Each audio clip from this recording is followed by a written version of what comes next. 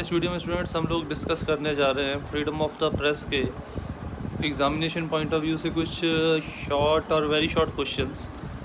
और जैसे कि हम लोगों ने लेसन पढ़ा, यह लेसन बेसिकली प्रेस और मीडिया को कंप्लीट फ्रीडम देने के लिए लिखा गया एक ट्रिब्यूट है उन रिपोर्टर्स जर्नलिस्ट को जो हमारे तक सच्ची न्यूज़ पहुंचाने के लिए हज़ारों खतरे लेते हैं, मोल लेते हैं, अपनी जान भी गंवाते हैं। और उसके साथ साथ इस लेसन में पोइट ने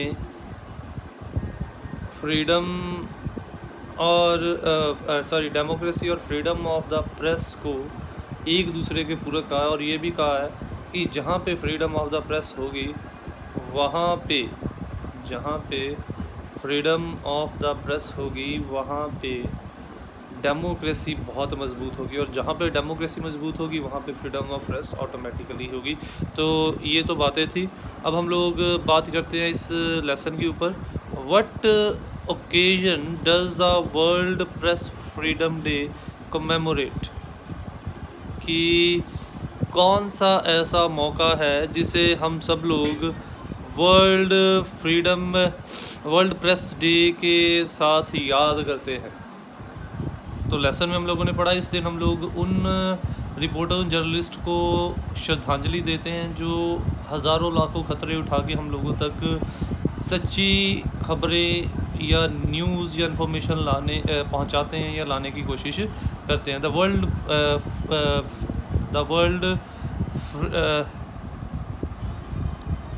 The World Press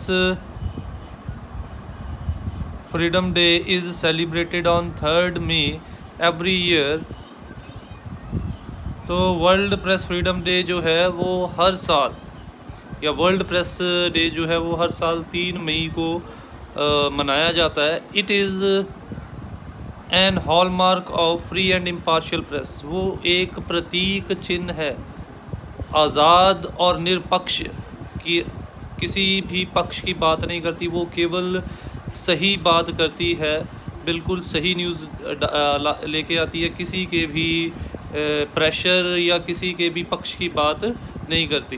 तो जो वर्ल्ड प्रेस फ्रीडम डे है इन चीज़ों का प्रतीक है। It commemorate those journalist and reporters who are attacked, harassed, jailed and killed all over the world bringing news for us। ये उन सभी रिपोर्टर्स जर्नलिस्ट को हमारी तरफ से एक श्रद्धांजलि है, एक ट्रिब्यूट है, जो हर साल जिनके ऊपर हज़ारों अटैक किए जाते हैं, जिनको तरह तरह से यातनाएं दी जाती हैं, उनके परिवारों को यातनाएं दी जाती हैं, जिनको कई बार सरकारें जो हैं वो जेल में भी डाल देती हैं सरकार के खिलाफ जब वो सच्चाई लिखते हैं, किल्ड, और यहाँ तक कई बार वो लोग मारे भी जाते हैं। और ऐसे लोगों की कुर्बानी को याद करते हुए, ऐसे रिपोर्टर जर्नलिस्ट को कुर्बानी को याद करते हुए जो हमारे तक सच्ची निरपक्ष खबरें पहुंचाने के लिए अपनी जान तक जो है वो कुर्बान कर देते, उन लोगों की याद में हम लोग वर्ल्ड प्रेस फ्रीडम डे जो है वो 3 मई को हर साल मनाते हैं। अब नेक्स्ट है हमारा नेक्स्ट क्वेश्चन है, how is free press related to democracy, कि आज़ाद प्रेस किस तरीके से लोकतंत्र के साथ जुड़ा हुआ है। जैसे कि हम लोगों ने लेसन में पढ़ा है कि जहाँ पे आज़ादी होगी प्रेस की वहाँ पे मजबूत लोकतंत्र होगा, जहाँ पे आज़ादी होगी जहाँ पे लोकतंत्र होगा वहाँ पे ऑटोमेटिकली ही प्रेस को आज़ादी मिलेगी। यानी कि अगर फ्रीडम ऑफ प्रेस मौजूद है वो डेमोक्रेसी का प्रतीक है, और अगर डेमोक्रेसी मौजूद है किसी जगह पर वो चीज़ जो है वो फ्रीडम ऑफ द प्रेस का प्रतीक है। It is not wrong to say that freedom of the press and democracy go hand in hand. ये कहना गलत नहीं होगा कि ये दोनों साइड बाय साइड एक साथ चलते हैं, एक ही सिक्के के दो पहलू हैं। As free press is representation of free social economic development, जैसे आज़ाद प्रेस सामाजिक और आर्थिक विकास का प्रतीक माना जाता है, उसी प्रकार से in other word it is not wrong to say that without democracy it is impossible to get free press. उसी प्रकार से ये कहना भी गलत नहीं है कि अगर लोकतंत्र नहीं है तो हम लोगों के पास प्रेस की आज़ादी जैसी चीज़ जो है वो भी नामुमकिन हो जाएगी। अगर प्रेस की आज़ादी नहीं होगी फिर ऑटोमेटिकली ही हमारी सामाजिक और आर्थिक विकास भी रुक जाएगा। इसीलिए अगर आज़ाद प्रेस है वो लोकतंत्र का प्रतीक है, और अगर लोकतंत्र है तो वो आज़ाद प्रेस का प्रतीक है। दोनों एक दूसरे के पूरक है, एक ही सिक्के के दो पहलू हैं, और दोनों को हम लोग एक दूसरे से अलग या जुदा नहीं कर सकते, दोनों साइड बाय साइड ही चलते हैं। But is basis for saying that countries where there is easy access to information and that allow to be shared are better off in present world than society that suppress। वो कह रहे हैं कि इस कथन में कितना सच है कि जिन देशों में किसी प्रकार की भी, जिन देशों में सूचना और संचार में किसी प्रकार की भी दखलंदाजी या किसी प्रकार की भी रोकथाम नहीं है, वो जो देश हैं वो बेहतर विकास करते हैं दूसरे देशों की तुलनाओं में। जिन देशों में जो फ्लो ऑफ इंफॉर्मेशन है उनके ऊपर पाबंदी लगा दी जाती है, जहाँ पे आज़ाद प्रेस या आज़ाद फ्लो ऑफ इंफॉर्मेशन जो है वो नहीं मिलता। In the modern world any type of restriction on the flow of information is an obstacle for development and progress। वो कह रहा है कि ये कहना गलत नहीं होगा, आज के टाइम में आज़ाद प्रेस जो है, अगर आज़ाद प्रेस नहीं है, अगर किसी प्रकार की भी अड़चन सरकार के द्वारा या किसी और चीज़ के द्वारा प्रेस की आज़ादी में डाली जाती है, तो वो केवल प्रेस की आज़ादी के लिए ही एक अड़चन नहीं है, बल्कि वो उस देश के सामाजिक और आर्थिक विकास के लिए भी एक बहुत बड़ी अड़चन है। It is obvious then that a country with no restriction on flow of information will progress more as compared to country which suppress it। वो कह रहा है कि जिस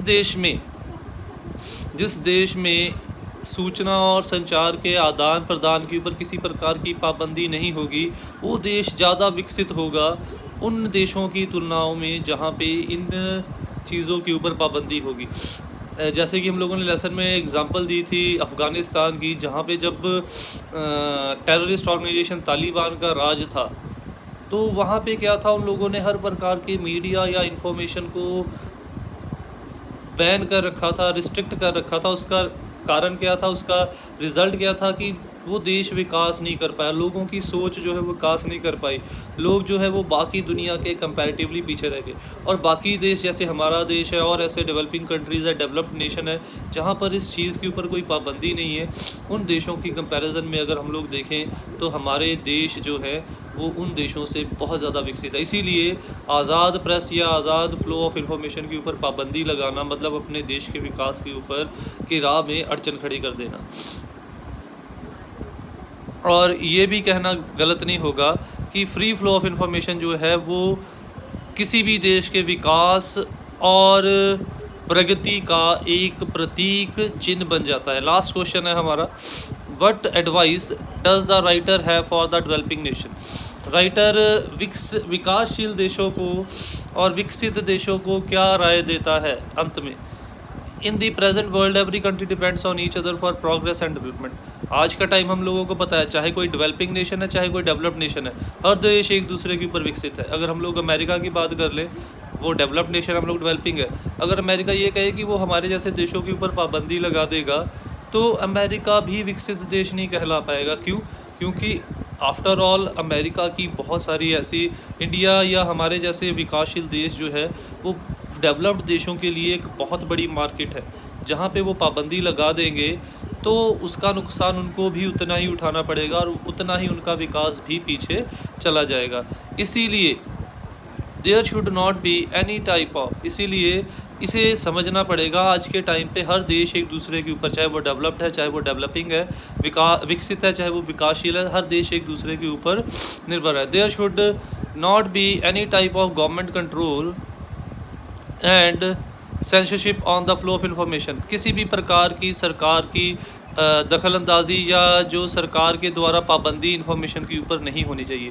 free flow of information makes the government around the world transparent. अगर information के आदान प्रदान के ऊपर आज़ादी लगी है तो वो सरकार के काम करने के ऊपर भी पारदर्शिता लाता है पूरी दुनिया में, और कोई भी सरकार फिर लोगों का शोषण नहीं कर सकती।